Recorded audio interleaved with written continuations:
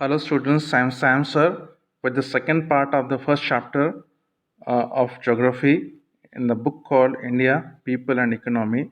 The first chapter is population distribution, density, growth and composition. We have already seen in the part 1 of this chapter some points, and from there we are going to continue. In this video, we are going to study about the population composition, that is rural, urban, linguistic, religion, working population, and also the government schemes out of which national youth policy, national policy for skill development and entrepreneurship, and Beti Bachao, Beti Padhao. Now, in the first topic called population composition, that is comparing rural and urban, we have to know certain facts. You should remember that we have 597,608 inhabited villages, or you can call it 5,97,608 villages which are inhabited, where people actually live. Now, uh, out of the total population, 68.8% of the people live in the villages, in the rural areas, and 31.16% live in the urban areas. There's a small difference when you add them both and subtract it from 100. So that is a small percentage which live abroad. The population composition is not uniform. In Bihar and Sikkim, they have a high percentage of population in villages. Maharashtra and Goa have a little more than 50% in the villages, and Union territories have a lesser rural population. Now, this is a map of urbanization. Here, the bigger dots represent cities with more population, and smaller dots represent areas, places with less population. So you have a look. Look at the national capital, Delhi. Then there are major cities like Allahabad and Kanpur. Then we have Ahmedabad, we have Baroda, we have Mumbai, Pune, we have Hyderabad, we have Bangalore, we have Chennai, then we have Kolkata, and so on. This is a map which tells about the migration of people. Have a look. Some places the migration is more than 20%, and these are the top 10 districts where migration is the maximum. People migrate for a better life. They want a better job, better opportunities. If these are not available in the place where they are currently living, they change the place. They go to other cities, they go to other states, or some leave the country and go. Some points you have to know and note about urbanization. Urbanization is growing faster, so the urban population is also growing faster. It means that the rural population is reducing. Now, the reason behind this is enhanced economic development in the urban areas. Urban areas also provide improved healthcare and hygiene. They have there's more development in the urban areas. There are better schools, better colleges, more industries. There's an increased rate of rural to urban migration. And if the rural population is situated on the main railroads and the roadways, the highways, the migration is more because people feel psychologically that it's more easy for them to travel to different places, work, and then come back to their hometown. And one reason is also because of stagnation in the agricultural sector. Agricultural sector, if it is not economically attractive, the farmers will leave that work and go and look for some other work. Even a daily wages laborers work is good for them because they are living in poverty.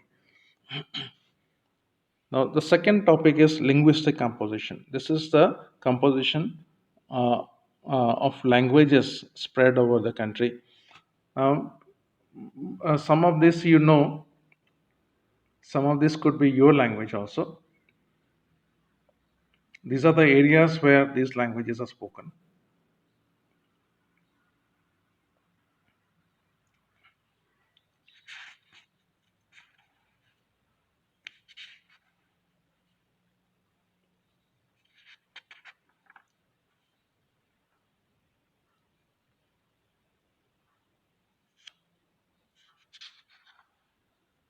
In India, there are four family of languages.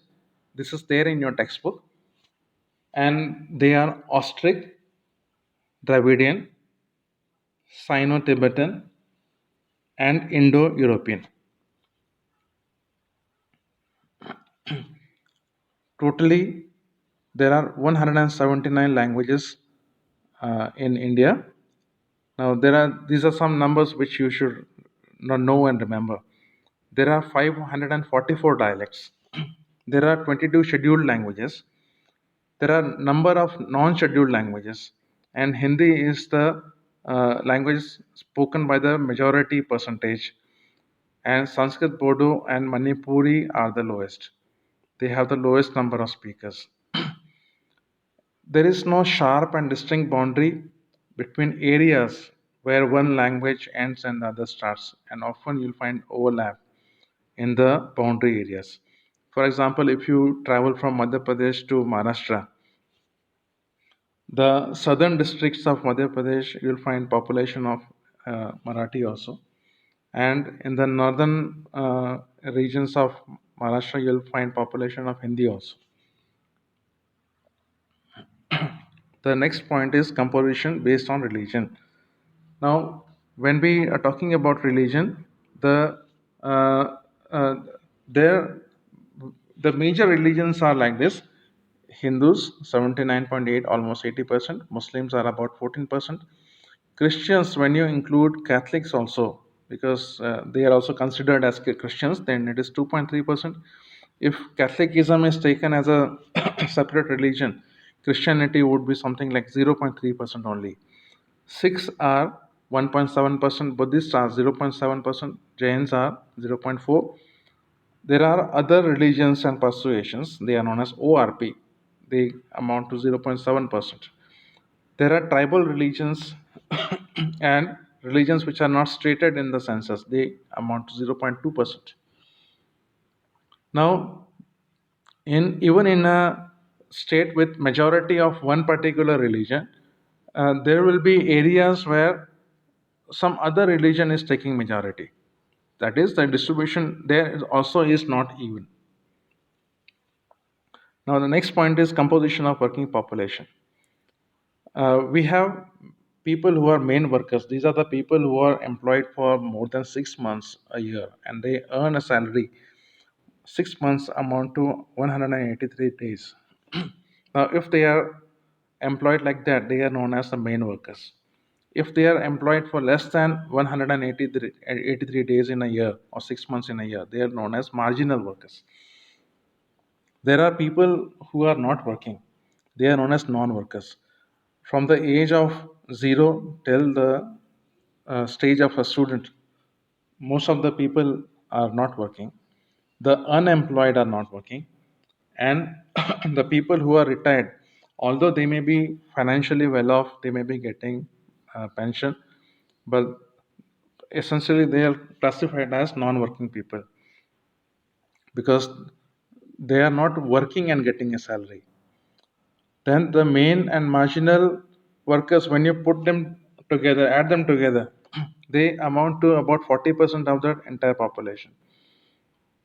And the non-workers are 60%. This shows a large dependent population in India. And it is also possible that there are several unemployed people who couldn't be counted. Now, the nature of work participation is in Goa, it's the lowest, about 40%. And Daman and Diu, the Union Territories, it is the highest, about 50%. The larger percentage of workers are in states such as Himachal Pradesh, Sikkim, Chhattisgarh, Andhra Pradesh, Karnataka, Arunachal Pradesh, Nagaland, Manipur, Meghalaya. Dadra and Nagar Haveli, Daman and Diu, which are two union territories. And participation is higher in regions with low economical development because more manual workers are needed for such activities which are based mainly on subsistence. The occupational composition is like this. You are aware of primary sector, secondary sector, and tertiary sector. Primary sector is something which is depending directly on the natural resources like agriculture, farming, fishing, animal husbandry, so on. Secondary sector is the manufacturing sector, and tertiary sector is the service sector. So let us see in India, 54.6% are in the primary sector, 3.8% are in the secondary sector, and 41.6 are in the tertiary sector. And when you compare the genders, there are more male workers than there are female workers. Then the 2011 census divided the working population of India into these four categories. First is cultivators, the second is agricultural laborers, the third is household industrial workers, and workers which are not following in other these three categories. Now we'll talk about the government schemes. The first one is National Youth Policy. This was founded in the year 2014, and the as you know, the meaning of adolescent is from the age of 10 to 19, and the definition of youth is a person between the age 15 and 29. This is concentrating mostly on that age group, that is of the youth between age 15 and 29 years. The objectives are to impart proper education so that their talents are better channelized and properly utilized, and to empower the youth to achieve full potential. The NYP, as I shall be calling it henceforth, is a declaration of the priority areas for addressing youth issues and outlines strategic interventions that the government intends to provide for the development of young women and men. The goal of this current year's National Youth Policy, that is 2020, is to consolidate youth initiatives that enhance the capabilities of young people to transform the economy and society. It is also for consolidation and integration of youth development into mainstream of government policies, programs, and national budget. And it covers all decisions and measures that affect the condition of young people in a number of different areas, such as employment, housing, education, health, leisure, culture, and influence. The government schemes, out of that we have seen NYP. Now there's one more known as National Policy for Skill Development and Entrepreneurship. It focuses on training the youth mainly from the underprivileged section of the society.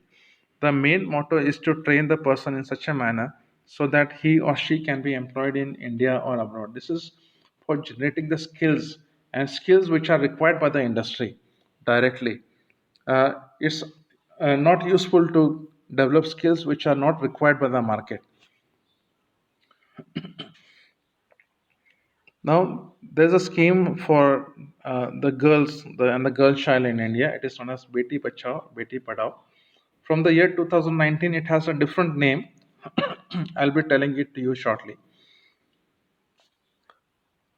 The problem which a girl or a woman faces is there are several problems, out of which some are listed here.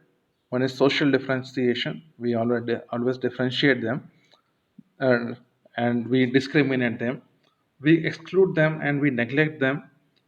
We deny them the opportunities in education. They are not well preferred in employment. They are not well represented in politics. And, sorry, even if a woman is doing the same job as the man, and even if she is putting in more number of working hours, she may get a lower salary as compared to the man. And somehow we feel that they are not entitled to a dignified life. This is our mental setup, which we need to change. This is the attitude we need to change, because the better sex is as good as or even better than the males. The government runs campaign and that aims to generate awareness and improve the efficiency of welfare services intended for girls in India. And it intends to reduce the gap in the sex ratio and generate funds for such causes, bringing girl child's rights into focus and providing access to education for the girl child.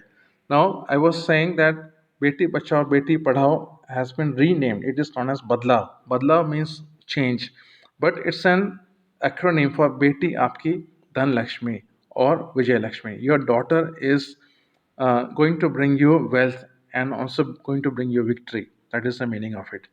But Beti Bachao Beti Padhao is save your daughter and educate your daughter.